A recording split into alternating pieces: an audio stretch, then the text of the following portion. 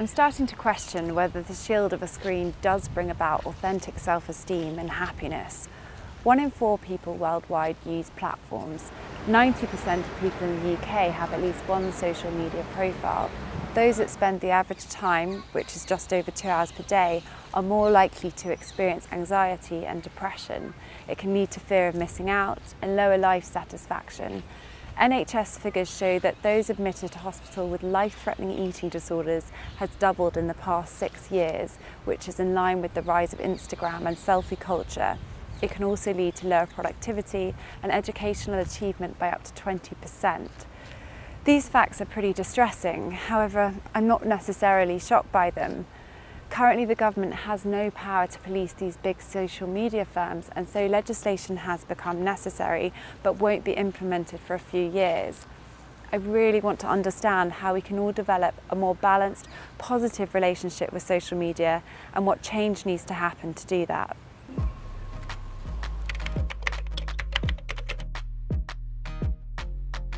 I'm chatting to a psychologist, a group of young women, an influencer, and a charity about their views on social media and mental health.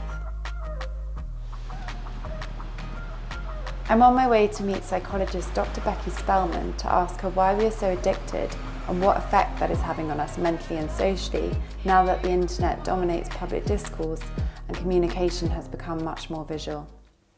So, Becky, I really want to get to the crux of why people seem to be so magnetised towards social media. What is it about our human psyche that draws us to it? Social media is still relatively new and it has just changed the world. It's amazing how addicted people can actually get to it, and as social media has progressed, it's become more and more addictive because the way that they build social media is designed to get people to interact in a very compulsive way. And it creates this dopamine effect where the reward circuit in the brain is activated and people keep checking their phone, keep monitoring the likes. There is a lot of reward going on, similar to when someone uses substances such as cocaine or alcohol. It's very addictive behaviour and concerning. Could you tell us more about the popcorn effect? The researcher David Levy came up with a term called the popcorn effect. And what this means is that the online world is constantly popping and overstimulating our brain. And this makes us not so equipped for the real world anymore, where everything is going at such a slow pace. Then once we're online, what are the normal reactions or feelings that we might encounter? People often get involved in social media in a way that's quite compulsive.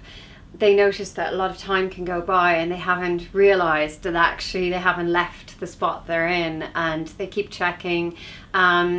People who actually have quite good social skills end up removing themselves from everyday life, and they end up overstimulating their brain, so they rely on this effect of these multi-screens and a lot of stimulation on their brain all of the time.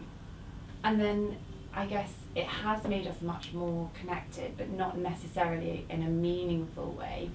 What is the main difference between talking face to face, having that verbal, physical communication, or even on the phone, versus direct messaging on social media where you can edit and things?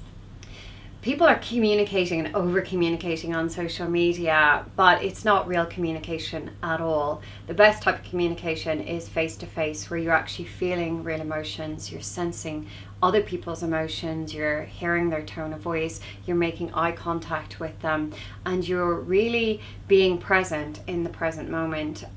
It's not good enough to use things instant messaging of any form without naming any brands. Yeah. It's not good enough to use social media as your main form of communication, particularly with your friends and the people who are closest to you. Yeah.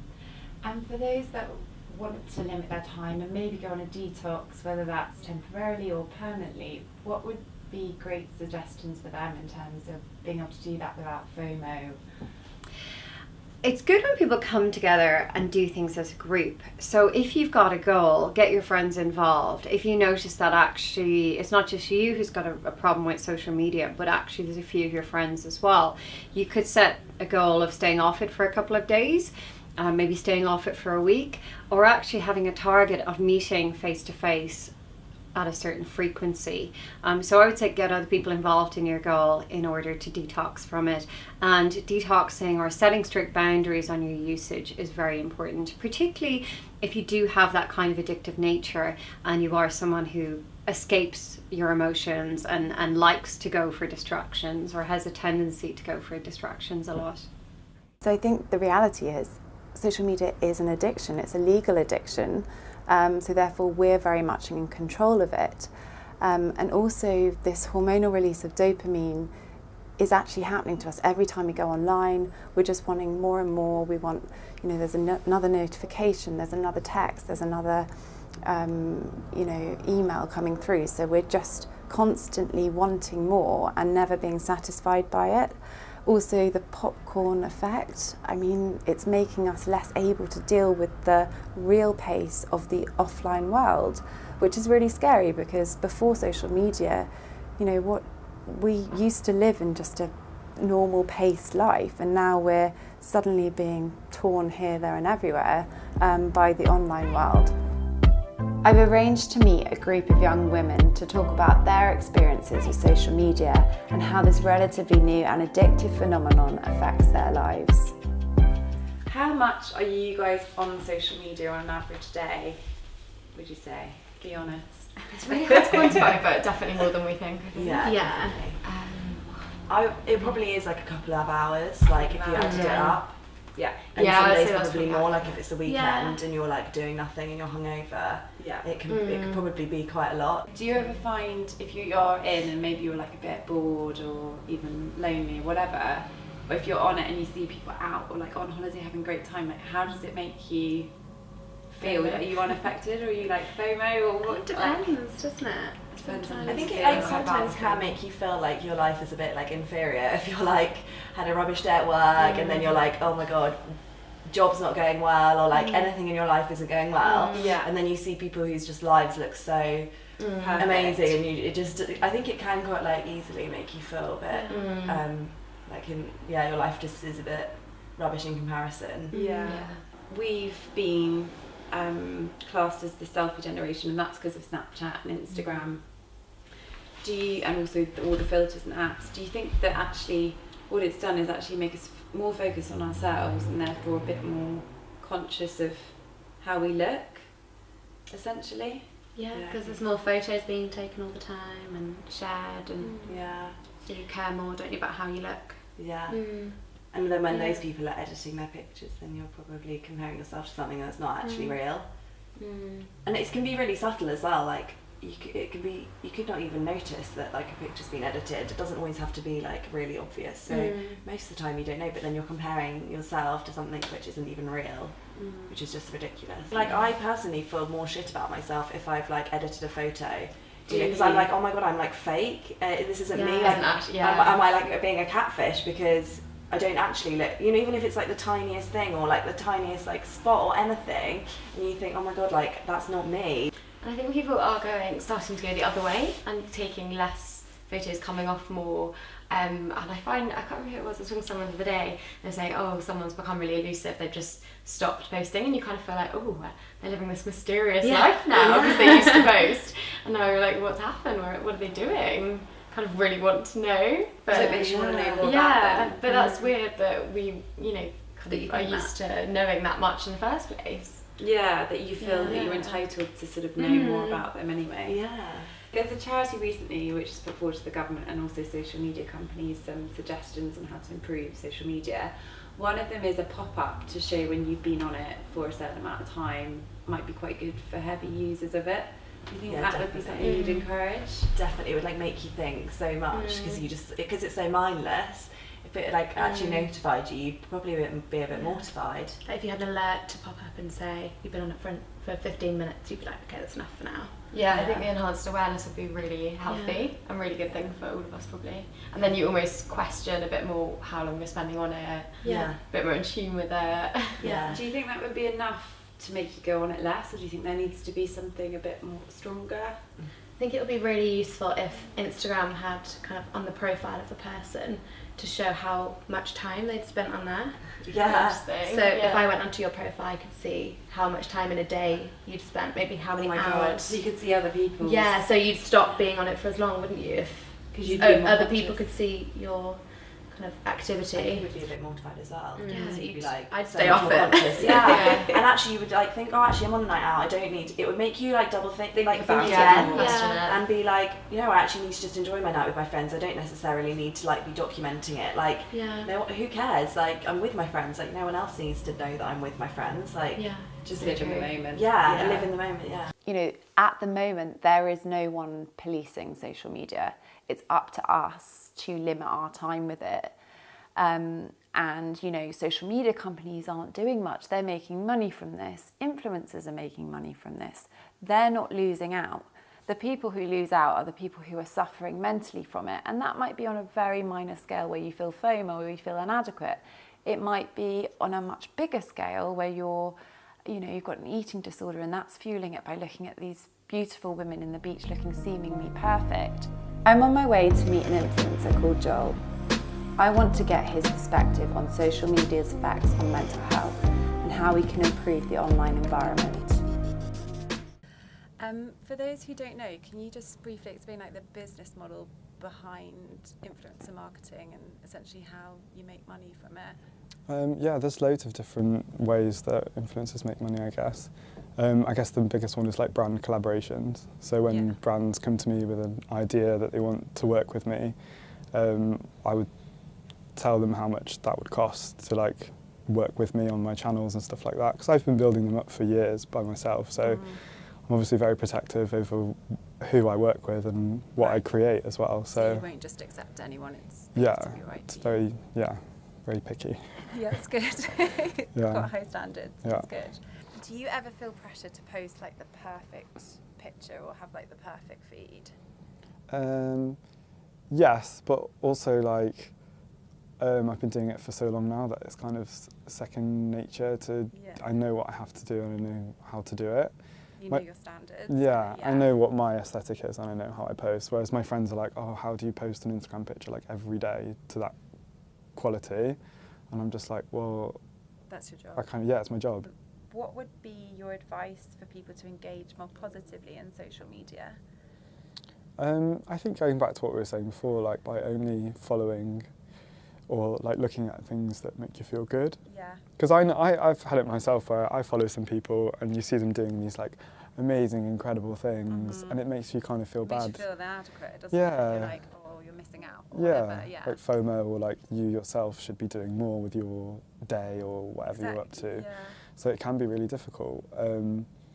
But I think it's important to remember that they are people online, anyone online. I know it because I do it too. I showcase like the best bits. The highlight reel. The highlights, yeah. And people often kind of forget that and think, oh, this is someone's life. They're amazing. Like they do all these incredible things, and it's like. And think they have no like worries or like, the normal feelings that we all have. Yeah, exactly. They don't show you like the downsides of it.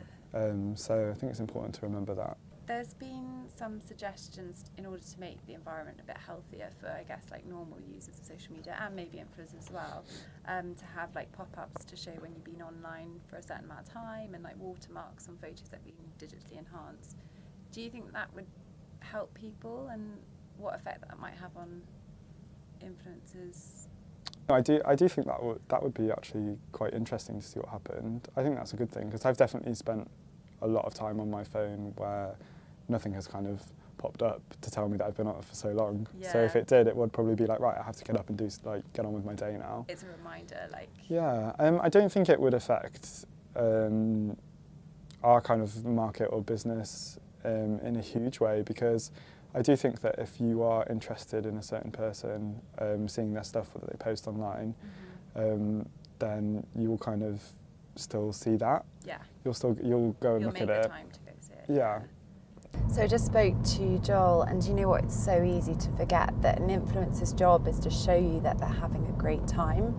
However, as with any job, there are downsides. We just don't see them in the highlight reel because currently low points reality doesn't bring the money in.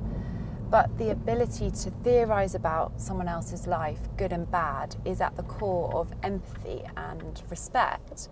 When you've got advertisers and algorithms, you know, powering the information that's reaching us, it's much harder to find authenticity and to find the truth.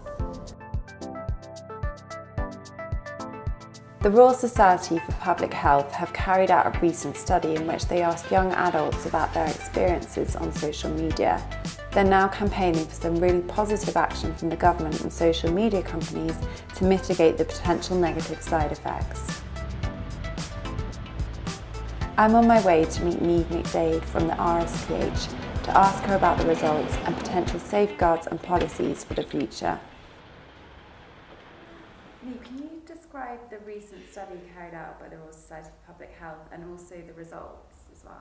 Sure. So our study looked at it was almost 1,500 young people, and we asked them 14 questions on the 5 main social media platforms. So they were basically asked to rank these in order of most positive to most negative in terms of their impact on mental health and well-being.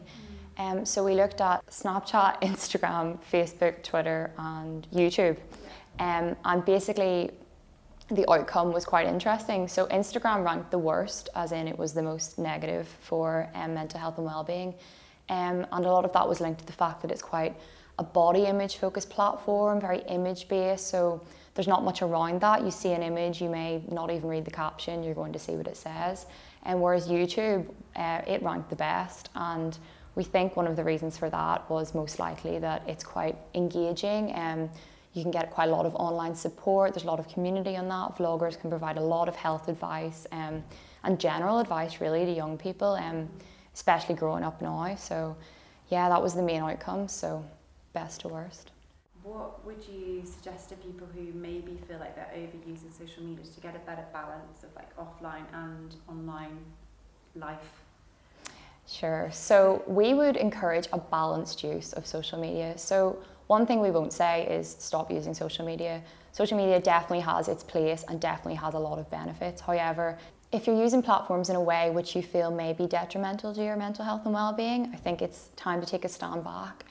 It's not always clear to you, but if it's impeding your other daily activities, for example, you're sitting out for dinner with your family, you're scrolling through your phone, it impacts everyone, and your use and other people's use can be something that you can hopefully change for the better and be aware of. So, in terms of the future of social media, what would a healthier digital environment look like? I mean, it could look like a lot of different things. One thing we would be interested in seeing would be pop-ups online for social media platforms which may be more negatively linked to mental health and well-being. Certain images as well we'd like to see as flagged up as digitally manipulated so that users can tell what has and has not been changed from reality. So hopefully creating some transparency in terms of what users are seeing, which we hope, and we are not sure at the moment whether it would, but we hope would kind of contribute to that transparency. And the pop-ups would be, I guess, if people had spent a certain amount of time online, they would warn them that they're maybe overusing? Or? Yeah, I think it would be great to see a case where it was flagged up to social media users on the platform they're using, how frequently they have been logging in, how frequently they've been scrolling through social media, and to make them aware of how much they're using it. Not to necessarily stop them from using it altogether in that moment, but to create an awareness and kind of a self-check on how often am I spending on this platform compared to how often I'm spending in engaging in day-to-day activities and real conversations with real people. Do you think, in general, the suggestions that RSPH put forward are strong enough to sort of tackle the mental health issue, or do you think there needs to be sort of bigger intervention from the government? I think one of the strongest points of our report is that it is driven by the views of young people. So as I said, I mean, it's 14 to 24-year-olds who put into our report and who we completely have driven outcomes from. So all of our calls to action, our policy recommendations are based on the views of young people themselves.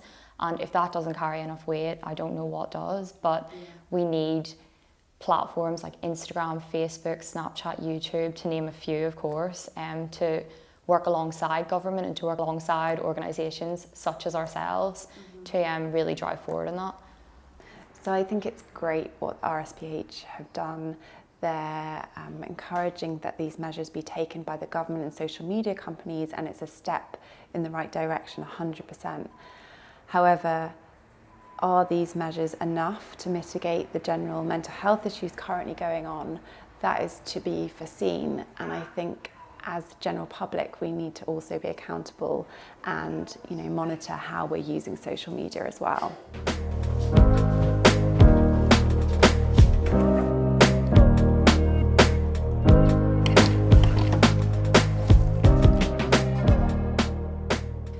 Social media was originally intended to make us more connected. However, the irony is that we're now seeing a heightened sense of isolation and potential negative side effects from using these platforms. We're seeing it in recent research and also highlighted in the media. It makes me angry when I see social media founders recently admitting that these platforms were deliberately designed to tap into a vulnerability in human psychology. They confess that they're dopamine-driven, social validating feedback loops and are highly addictive. We are now seeing Instagram and Facebook making piecemeal changes to make the environment a bit healthier. However, it is ultimately up to us to be the solution and take back control on how we use these platforms and how much time we spend on them.